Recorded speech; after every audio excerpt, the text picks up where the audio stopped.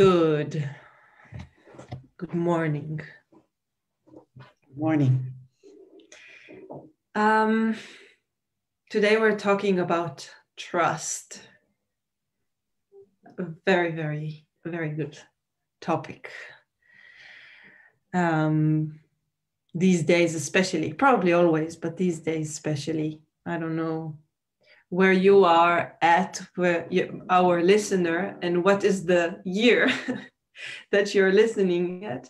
But here, these days in Israel, in April 2021, the question of trust is very vibrating. We'll give a little introduction and apology for the noise. I will mute myself when Ruti is speaking. My name is Noah, and I'm together with Ruti, my partner and coach and teacher and friend. And we're doing lives, we're writing, we're coaching, we're learning. When our wish is to explore the difference or to live coming out of what really is. And when we say what really is, we're talking about what is actually unspeakable, what is actually not made of words, not made of thoughts. The thoughts and the words can give testimony to this. They can give it a form, but this form is temporary. This form is just our way to express it right now. And what really is what is. It doesn't depend on our definitions.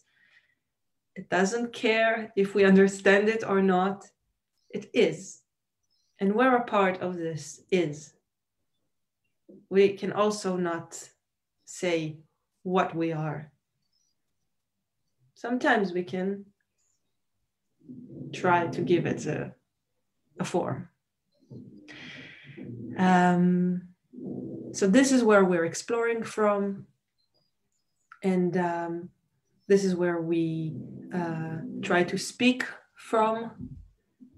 So we invite you also to listen from this in yourself. Sometimes it will be a bit slow, maybe not exactly coherent to the mind, to the brain that really wants to make order and understand and put things in a way that it used to. So be a bit airy in your listening and let it make a mess. If it does, it will fall into place. And if not, then you're very welcome to contact us and explore more together. Ruti, anything you'd like to add to my pretty good introduction, I think? It was really good. Right? Yeah. Okay, so let's plunge in, and we're talking about trust. So to give us like a line, a ground to stand on with how we perceive trust these days, I'm going to go to Wikipedia, and we'll take it from there. So according to Wikipedia, I'm just going to read the first line. Trust, the title is Social Science. This is in the field of social science. Trust exists in interpersonal relationships. Humans have a natural disposition to trust and to judge trustworthiness. This can be traced to the neurobiological structure and activity of a human brain. Sometimes studies indicate that trust can be altered, for example, by the application of oxytocin, which is like I looked at it, it's like the love hormone. It is, it comes out in orgasms and in the womb while giving birth. So it gives us a boost of love, which they are connecting with trust.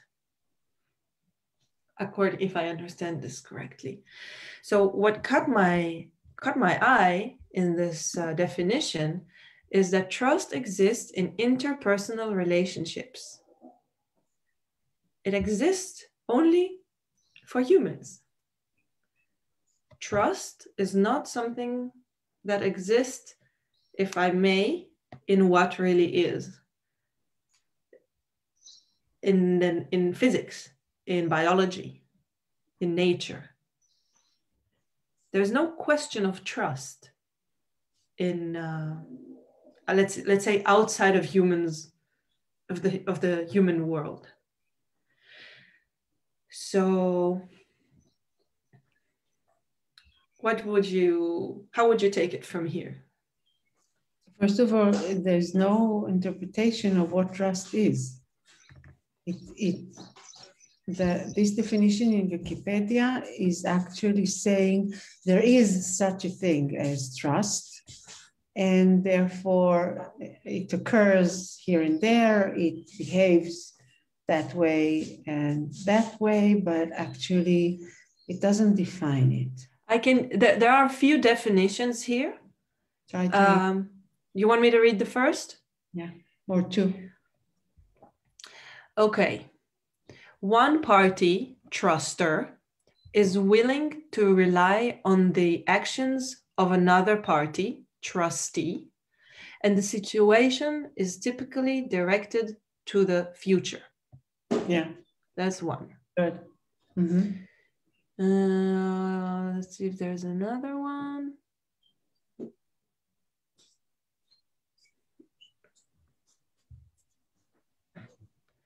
There's also in a relationship between people and technology.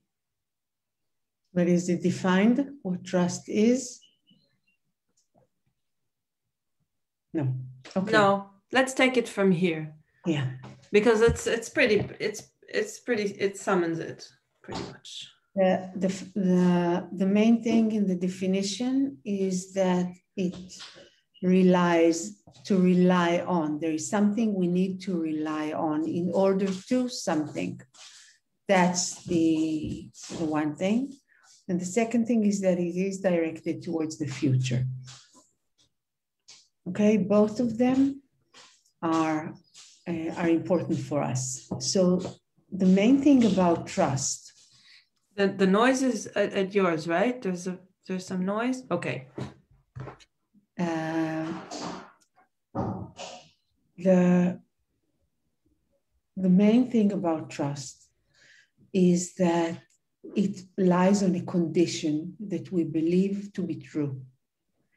It lies on the fact that I believe that I can love only if I can rely on that person or people, that they will not hurt me, they would not cause me any damage, they would not cause me pain. And sometimes trust is also related to they wish me good, well. They will do whatever is in their power to make me happy, to make me safe, secure, or even of value. Okay, they would do. I need to rely on them to do me no harm and to do good for me, and then I can love them. Wait, it's not that then you can love them. It's then you can trust them. But why do I need to trust them? No, yeah, okay. But you use the word. Why do I need to trust anyone? But wait, why do you say then I can love them if we're talking about trust? Because what I'm saying is that the question of trust lies either, it comes up either in a place where I fear that harm would be caused, or that I feel that something good would be either taken away from me or prevented from me. Yeah. So I need to trust, because if I don't trust, I will get hurt. No, if I don't trust, I need to trust, because if I cannot trust them, then I can't do that with them. Yeah. Love is what I called the name that I gave to things that I would want to create with. I would like to, maybe love is one possibility, but for me, the major thing, as I understand it with human beings, with us, is that I cannot be close to someone that I cannot trust. I cannot, even if it's an agreement, yeah, if it's a contract I'm signing, I need to trust that person so that I can give my word to him that I would be there filling my part of the deal or my part of the contract. Okay, so actually, trust is a condition that I believe, mistakenly, that I need to make sure happens. Otherwise, I cannot do, I cannot be, I cannot open my heart, I cannot give my word. Okay, that's the basic issue of trust. And the basic assumption that I just defined is wrong. I can love even when people hurt me, and I can give my word to them even if they would withdraw or they would not feel they're part of the business. And I can be creative even if they screw things up or they use my creativity in order to enhance their interests. Still, this condition is not correct, and it leads us to much pain, a lot of fear, and very little good that we do. Because if we really open our eyes and we really look at life, then many times in very, very important aspects of life, we could not trust the other person. Okay, they said they would do something. They said that their intention is towards something, and then they don't come through.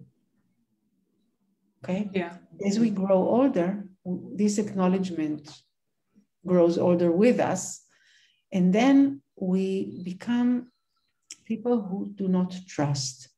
And if we do not trust, then we mistakenly think that we cannot be free people, creative people, loving people, coming to relationships of all sorts with an open heart. This is something that we believe is impossible unless there is trust. So you say I cannot trust him. Let's say I'm going for a project with someone and I don't trust him to do his part. Not that I don't trust. I know that the issue of trust is unsolvable. Yeah. You cannot know in advance if he would or wouldn't do whatever he promised to do. Mm-hmm. Would not keep up the end of his deal. Yeah. And with that, I can still give myself over. I can still do 100% from my side with all the love and all not only for your side. I'm saying something that's from my side. I mean, from myself. For the good of everyone. For the good of everyone. Yeah, for the project, for the good of the project, yeah. Including him. Yeah. What I'm actually saying is that when we believe this condition that is a mistake, that we need to trust in order to love, be creative, make things good, find a way, create paths, and so on, then we become limited by the other person's level of awareness and ability to open his or her heart and be able to live up to their word, which makes me very, very vulnerable limited and also caught up with suspicion. And frustrated because I hold myself back. Right, exactly. Very important. I hold myself back. So I live my life thinking that I'm smart and that I'm even proud of myself that I'm not letting them cheat me or use my open heart to have their way or to live on my expense, at my expense. And that makes me suspicious and vulnerable and very, very, very limited by my actions. And that's why I'm also feeling like I'm walking besides life and not really living them with an open heart, and also like hugging life, letting them be, letting me really, letting life, you mean? Yeah, letting life be and letting myself really encounter life and give myself over to life, so that on the one hand, which is really important, I can really be alive. And secondly, that I learn from life, because that is the invitation. If I don't believe in trust and I come with love, I mean, I don't believe in the concept. I don't take it, like, trust as an issue. Right. But also I know that I cannot trust many times, whether it was with intention or without intention. People don't live up to their word. Sometimes they never thought things would happen that way, but they do. Yeah. And sometimes they allow themselves to do things that would hurt the other person or party. Yeah. Sometimes they use them. Sometimes they promised in order to, make the others let their guards down and then do whatever. Yeah. These things happen. They are things that human beings do. I think the book that we wrote, the What Really is actually looking at the world that's being created if we really listen to our own nature, not trying to control things here, but complying, obeying to our nature. Then how would it look like? But if we go back to the issue of trust, if I say to myself, sometimes even out of helplessness or despair, maybe, I would say, I have no way of making sure that I can trust. The wish to control whatever is going to happen, whether it's bad things that won't happen to me or good things that would happen to me, this is irrational. It's impossible. I'm just like putting myself in a cage or entering a game which has rules that are impossible to lead. That doesn't mean that I would not be trustworthy, that I would not keep my word, and that my promises would be kept. But it does mean that when I do that because of, these are the fruits of the love that I am. It is the fruit of the love, not only towards a person, but with life. I'm like making love with life, so that whenever life moves or brings something to my door or asks something of me, then I am flowing more and more lusciously, beautifully, infinitely. That is love, when we really grasp what it is. So when I allow myself not to hold on to the concept of trust, understanding that that is a concept that when I hold on to would make me miserable and would also damage in a very fundamental way my self-expression as a human being, as a lover, as a woman or a man, as a mother or a father, as a son or a daughter. It's like it stops the natural movement.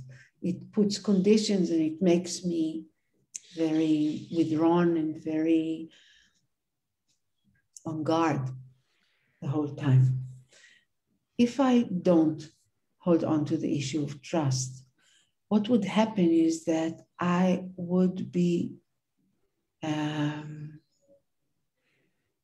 I would give myself over to life, encounter them as they are, and let them do to me whatever they do. Okay? Which is something we're very taught not to do, and we're taught not to do, and we're very conditioned by. We should tell life what to do with us, not let them do to us whatever they do. You talk life as plural. I'm not sure if it's because in Hebrew it's plural. Okay. But I think life is it. So I don't want people to confuse as if life, when you say them, you mean people. Sorry. But life in general. Right. Yeah. So I let life do to me whatever it does to me. And I won't argue. As it is. Yeah. As it is. And I won't argue. So, for example, here in Israel today, there is in the news, there is talk about a man, a religious, very religious man who founded an organization that dealt with people who are killed in terror attacks, and their bodies are blown away, and they need to collect the pieces. It's something so very terrible to do, and he founded an organization of people who are volunteering to do that. And he received a very, very prestigious prize in Israel. And once he was nominated to it, what became clear is that he is a pedophile, and that he raped many women and did really, really terrible things. It's now on trial, so it's not concluded. It's not. But what became clear is that many people knew that he was doing that and did nothing to stop him. And he tried to kill himself yesterday by hanging, because he understood that everything became public. And today, while I was coaching from morning, I feel, even when I speak now, I feel like really, really deep nausea. It's like, and the thought that came to my mind was, I was thinking about the people who knew, not only about him. I was thinking about the people who knew and said nothing. And the issue of trust came up, because those people came to a rabbi or came to a person who's supposed to do good, and what he did was use their trust in order to exploit them and to harm them in a most terrible, I wanted to say inhuman, but it's not true, way.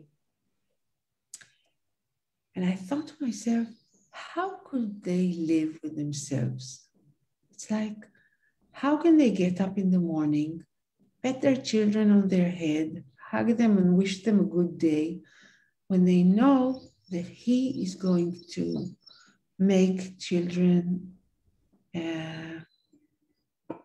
have sex with him, penetrate them, use them, not seeing them at all as human beings. I'm saying this because in such instances, for example, or when you're being betrayed in a very evident, cruel way, then the issue of trust is almost automatically on the table. It's like you immediately are concerned with whom can I trust, whom can I not, how do I make my choices in life so that they are adequate to the questions of trust. But I thought to myself, those people, women and children, I think these are the most vulnerable people concerning this man. What would make their lives from now on happy? Now, happy is not even a word that is usually even perceived by the mind when we speak of such atrocities, okay? Such cruelty. But then I thought to myself, but still, what will make them happy? If I tell them that the issue of trust is a real issue, for example, I or anyone else, of course, would tell them that trust is a real issue, and that is the proof that this is such an important issue. And therefore, we need to make sure, absolutely sure, that we don't give ourselves over to anyone, even if you're married, the trust issue would say, even if he vowed that he would never harm you. And that, but you know what happens to people, so never give yourself over. Always leave a path out.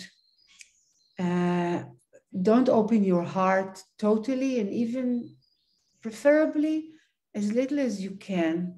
Make sure that you have money of your own. Make sure that you're never dependent on anyone.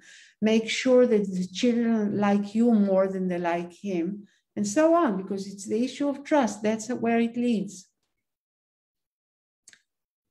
And also maybe looking his phone to see if there are phones, get into his emails if you can. That's the issue of trust. It also means that the minute he does something, or she, of course, it goes both ways. If he does something that raises my suspicion, then immediately the trust issue would say, suspect, don't believe, go to the worst case scenario, make him crawl, keep your money close to your breasts, to your body, and make sure that nothing is anymore in his hands. That's the issue of trust. That's why people say this sentence, which is so absurd: I trust until someone lies to me. Well, then, what kind of a life are you creating yourself?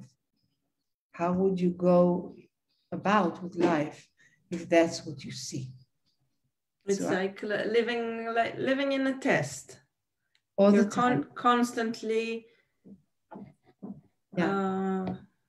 In a test. The people around you they're not allowed to make mistakes, basically. You're all the time conditioned. You're all the time in fear. Yeah.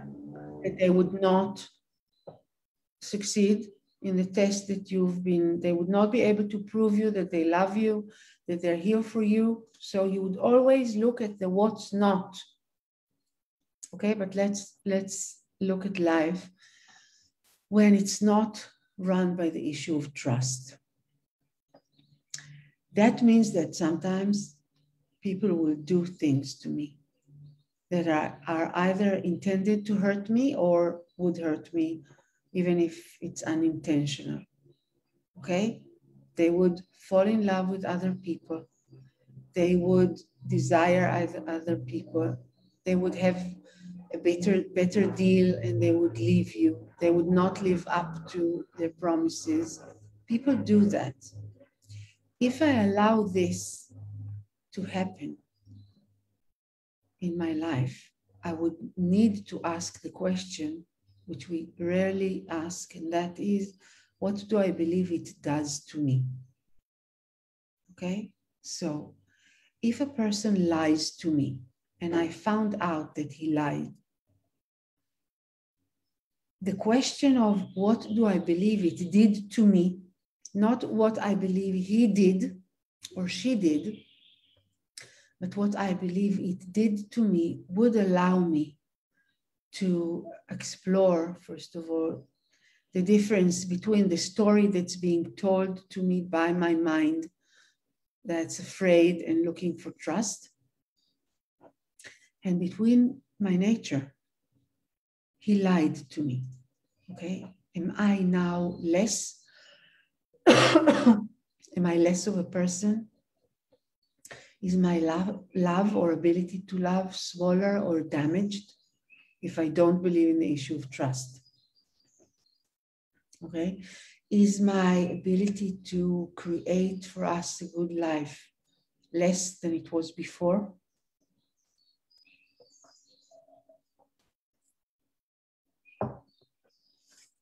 Would I be happy if I withdraw or separate?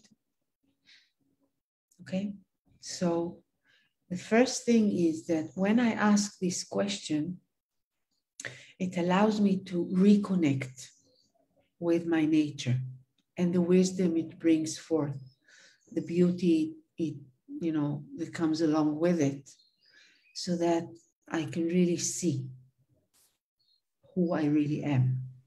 But what if I feel like I ask myself, does it hurt my ability to love him, or does it hurt my ability to do good for us? And there's something in me that says, yeah, it hurt it. Something, like people say, something is broken. What is broken? The trust. No, what is broken is what I thought about the person. That's right. What's broken. Right. Or I would add what I thought that is between us. Yeah. Okay. It's not only what I thought about him or her, it's what I thought that really exists between us. Yeah. That may be broken because that is an image or an idea that we hold on to or that we sometimes inherited. Okay. But if that is something that can be broken, that means that is not the nature of things, that is not how it really is. That's sometimes my wish, sometimes, again, the image I inherited, things we learn in schools or with our parents or through books. And sometimes if we look really good, we can see that there is no, we don't live that truly in our lives. But for example, I was once working with a school, with parents who were creating a vision for school, for their children's school. And they said, we want our children to be trusting, to be with an open heart. We want them to really love people who are with them and to look for collaboration whenever they can, and so on. And they were creating such a lovely image. And then I stopped them and I asked each one of them, what would happen in their workplace if they would behave like that?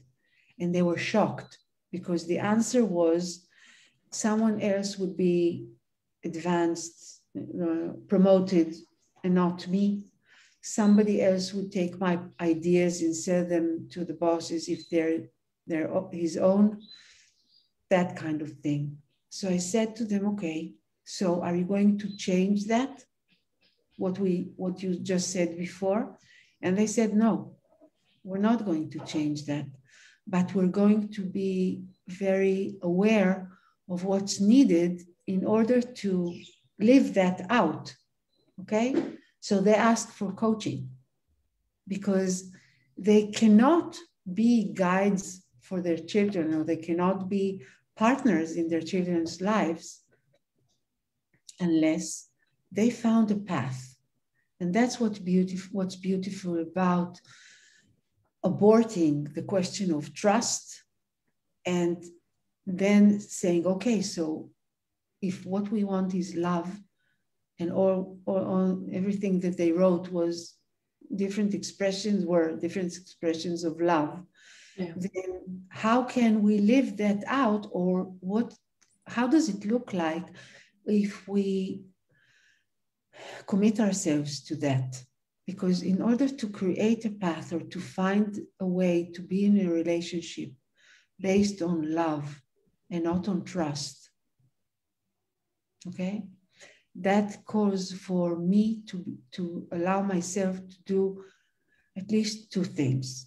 One is to know that I don't know that yet, that most of what we've learned is based on the question of trust.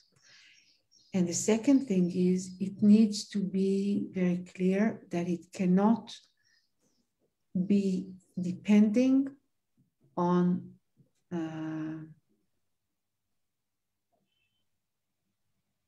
forgot the word in English, הדדיות. Mutuality. Yeah, it cannot be that I love him or her only if they love me back. In the same way, in the same standard. In amount, exactly, in the same standard. Because if I find myself dependent on that, then actually I'm, again, the other person's level of awareness, the other person's ability to love is the ceiling, the glass ceiling for me.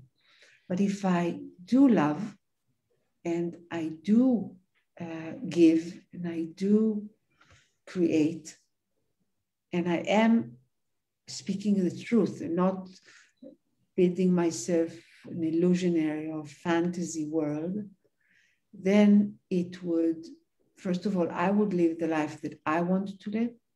And the second thing is that in many cases, it would inspire the other person to live differently, not always. Exactly. So can I ask,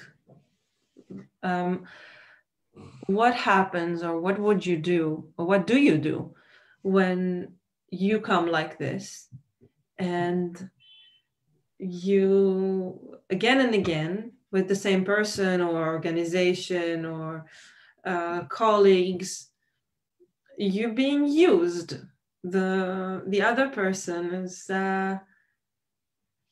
very admired maybe by your I wouldn't call it attitude, because it's not attitude, but by your energy, by your approach. But either they don't know how to do that, or they're not interested, and they enjoy your goodness, your kindness, your love, but they are taking advantage of you. So, like, when do you say stop, or when do you say, I don't want to curse on live, but when do you curse and say, I'm out? Yeah. I think it would be good to give a real practical or a real example. I am thinking about a friend at the moment that is working as a musician, and he's working with other musicians. He has a studio in his house. He has a really, really nice house to host people, and people just come. And, he's nice and he's friendly and he's creative and he likes to cooperate and to collaborate. And then they take advantage of his equipment, which is very good, and his talent. And they go their way. They don't really want to pay. They don't really give him credit. He wanted them to pay? Yeah. But so maybe it wasn't so sorted out before. Maybe it was a bit elusive. Okay, so that's what that explains a lot. So look, I think that there are two things worth, addressing. One is that when I come out of love, that doesn't mean that I give everything free and that I want people to do whatever they wish. Coming out of love means that I am there to listen to what's asked of us and really allow this to flourish. Not holding on to ideas or images, but whenever in life I see that I'm called for something, I give myself over to it. Whenever I see, it's like really, really making love, not having sex, but really making love. Because then one with the other, through the other, it is being revealed and you experience the thing. That is made possible only if I give myself over, but it doesn't mean that I fall asleep or I blur my... Yeah. Okay, so when I'm aware, whatever happens calls me to do something.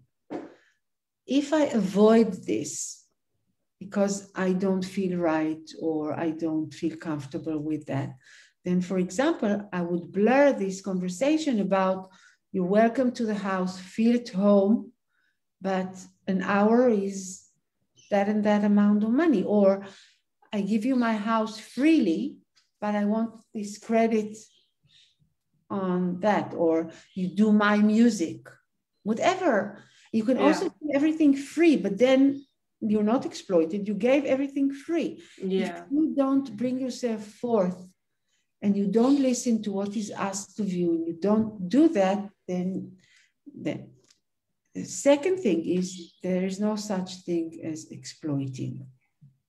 Okay, and I would explain that. When we understand that we create the reality that our thoughts and self-perception determines, then if I have certain beliefs about myself, for example, that I'm not worthy or that that they're lucky that they are with me, then it's the opposite. Then the reality that would be created, the way my life reveals itself, would be according to those beliefs, not only because I state them verbally, not only because I do certain things or not do certain things, but because I am really present. To my energy magnetizes those people. Okay? If they came to my house, if I use that example without knowing the person, if they come to my house and they use it as their own, and then they don't pay, I want to ask myself. It's not only not pay. You understand the energy, right? Because it's not only about the money. Yeah, it's about not seeing the not being grateful, maybe not even saying thank you. People behave like this. Yeah. So I'm not exploited. I let them do that. And what I want to ask myself is why? What was the thought running in my head that said to me that this is the right thing to do? That's what they thought from the beginning, and that's how they're behaving, and that's how they left the house. Okay? It doesn't mean that I'm to blame. It's not a question of blame. It's a question of really understanding that no one can take from me something that I'm not willing to give. Yeah. So if they took something that I'm saying to myself, I didn't want to give them that, which may happen, okay?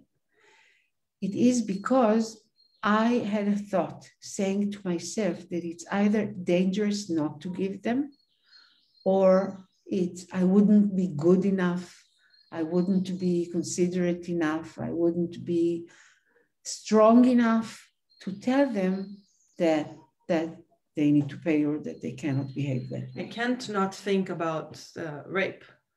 Yeah. When you say that. So what do you think? So you're saying I might give what I don't want to give, and that in that case is my body, plainly, because I think it's dangerous not to give. I'd say this would be the first reason. You call that to give when somebody rapes me? So I think there are rapes. But you're saying that nobody can take something that you're not willing to give. Right. So what do they take? They by force. There are different kinds of rapes, okay? Let's talk about like a violent... There is a kind of rape where I do willingly cooperate. We can speak about that in a moment. But now you're talking about a cruel rape where a person takes another person violently, not respecting any, not request and not resistance and not nothing. And it just comes to take whatever he wants. Okay, there are places, there are instances, of course, like that. But this is not giving. What we're speaking about now in this form of rape, this is something that he took without you giving. Yeah, okay. Okay, so he used his force to take something that you didn't give. That is something that is important to understand because we are helpless sometimes. And to come to terms with the fact that sometimes we find ourselves helpless would be important. Okay, but then the question is, what did he take? And it's a really, really, really difficult question to ask when a person is being raped, man or woman. Okay, so what did he really take?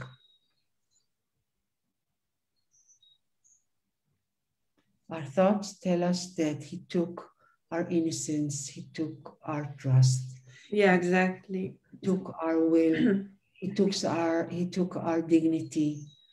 He took our ability to, our ability to love, to feel secure, to trust, to feel whole, to feel safe. And that is not true. And doesn't mean that people don't have difficulty having all those or doing all those things that you mentioned, but they are having difficulty because they mistakenly believe, because this person came with so much force and controlled you. He actually like took you to himself as a thing. That's what he was thinking, and that's what you could see in his eyes. Then mistakenly you think that he really took you. He cannot take you. You are something that cannot be taken. Nothing can take you. So actually he came to take you and he's unable to. He can physically penetrate you. He can hurt you physically. He can have sex with you without you willing to do that. He can cause you pain. That he can do. But that didn't take away from you anything that you really are. And that ability to discern those is so very, very fundamental. First of all, because it's the truth. And second of all, because it determines the next moment, literally minute in life, and from then on. So when we find ourselves, for example, having great difficulty to love someone, or to really make love to someone, or to desire someone or to respect someone that we make love to, or to open our hearts to when, and not just have sex. These, if I have great difficulties in those, that's because I mistakenly believe that he could damage those. It takes us back to the beginning of the conversation. The issue of trust is built on the belief that I am vulnerable in a way that something can be taken from me, and then I will be lacking. Right. Now, it's important to say that physically and emotionally, of course, and in so many ways, what we experience is very different from what I said when I say nothing can be taken away from you. Things can be done to us, but nothing can be taken away from us. Okay? That is something that the mind has really difficulty understanding, and our emotions, our physical reactions comply to our mind. So I can feel that I cannot love. I can feel that I cannot make love. I can feel that I detest men or women, whoever did this to me.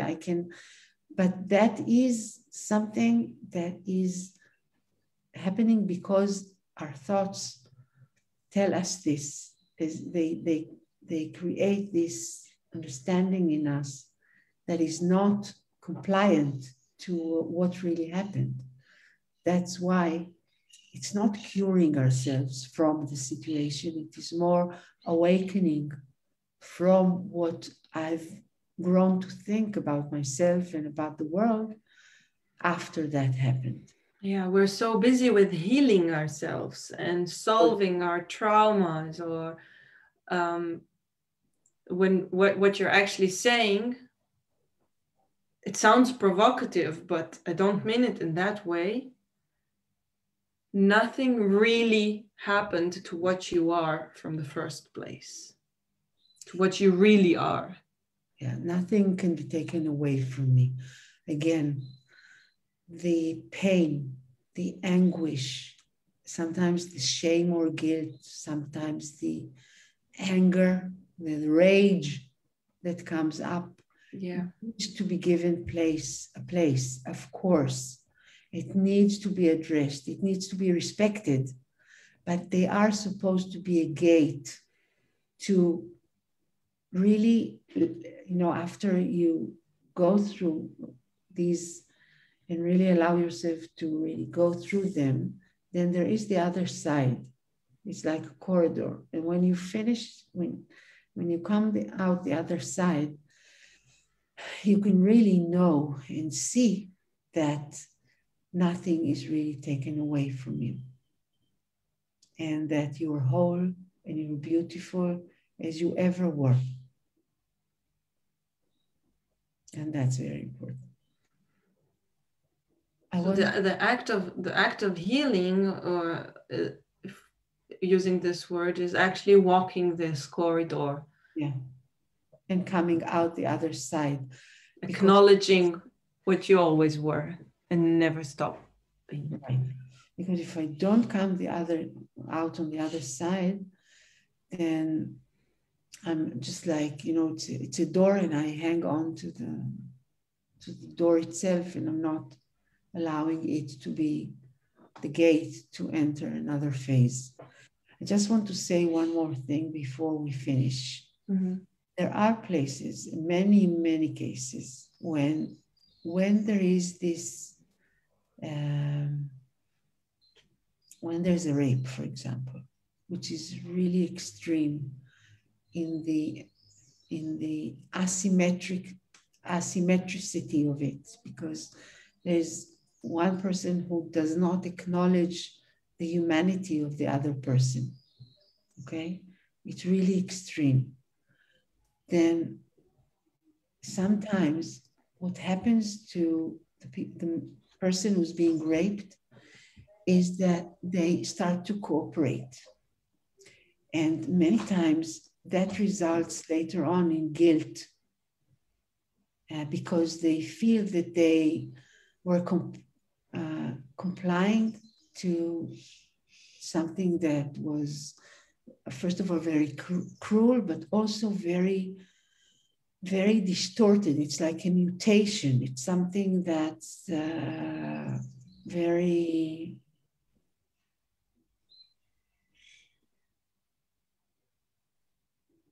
unnatural, not mutation. It's like Twisted. Yeah, twisted.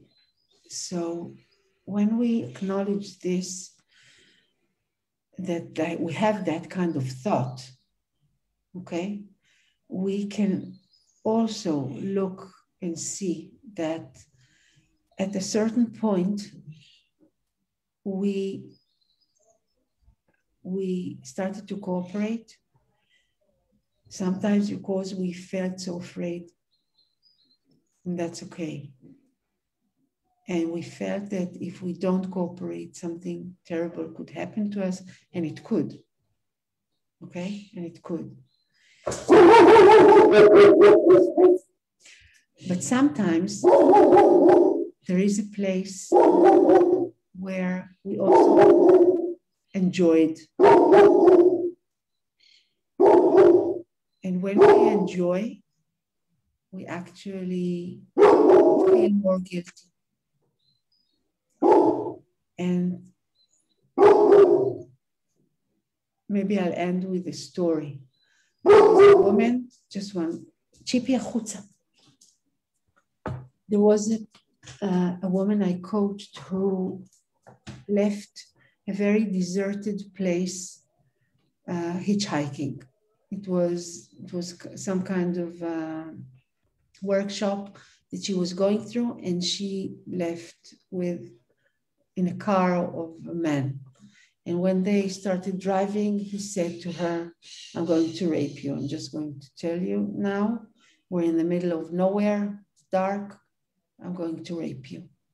And she was looking for a way out, thinking in her head what she could do. And she understood that she had no option, because she was in the middle of the desert. There was no one there. Nobody would see her if she, jumps out of the car. And she understood that she's going to be raped now. And she looked at him. He stopped the car and he started touching her. And she said to him, it's okay, but please love me when you do that. Okay? And that is the place. He started crying. And it's like when she was saying this, she knew that that her own nature exists in him too, and that love would make it, in a way, not a rape. Okay? She couldn't change the circumstances, or so she thought, that she has no power over him. His car, he's a man, he's stronger than her. She cannot change the circumstances, but she could, because she could change the definition, not in her head, but with him. A place where, or a situation where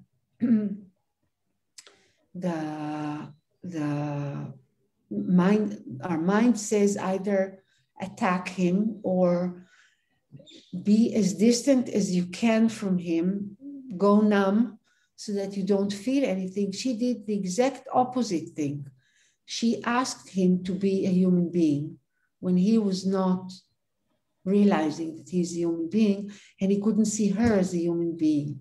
And by doing that, by going, it's like retrieving or being reminded of her, being reminded by herself that she is a human being and that she is love. Wow. She could from there come to him, and then he couldn't be unattached anymore. He couldn't be not a person anymore. She believed that he's a person. She addressed him as a person, and he almost had no choice. Again, not a solution, and it doesn't always work.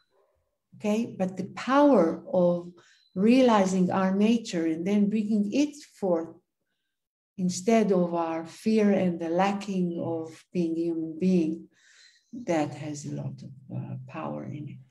And he did it. He Right. What exactly? Like he started speaking to her about his marriage that is crushed and that is very miserable. They talked the whole way home. He didn't rape her. They didn't have sex. No. He didn't make love. No. But they did by talking, huh? Mm-hmm. Wow. Yeah. I think that if there is something that we can call salvation, then this is salvation. It's like when under the most horrible, also we have it in the Holocaust, and people have it in different places in their lives. When one person, even if there are many others who think differently, when one person thinks of the other person with love and with respect and with astonishment of his or her beauty, then there are certain things that couldn't happen anymore, even if they were even on the way of happening, on the verge of happening. And there are things that look like a miracle when they happen, because we have that power. Again, it's not a trick. It's not a vehicle for something. It's not a tool. It's not a tool, but it is the way nature works. It's a portal. Right. But I have to cross it. Like I have to walk it to bring it. I can't use it. I have to be it. Exactly. Anything else? I think we covered it. Maybe with a question. Whenever we feel that we have no choice but to address the question of trust, a good question to ask then is, if trust is not something that maybe, not asking it right, if trust would condemn me to suffering, okay, then what's left? Okay, that would be good. Thank you. Thank you. You're very welcome to write to us, like I said in the beginning, and we will be here next week too. So thank you and have a good weekend. Thank you. Bye-bye. Bye-bye.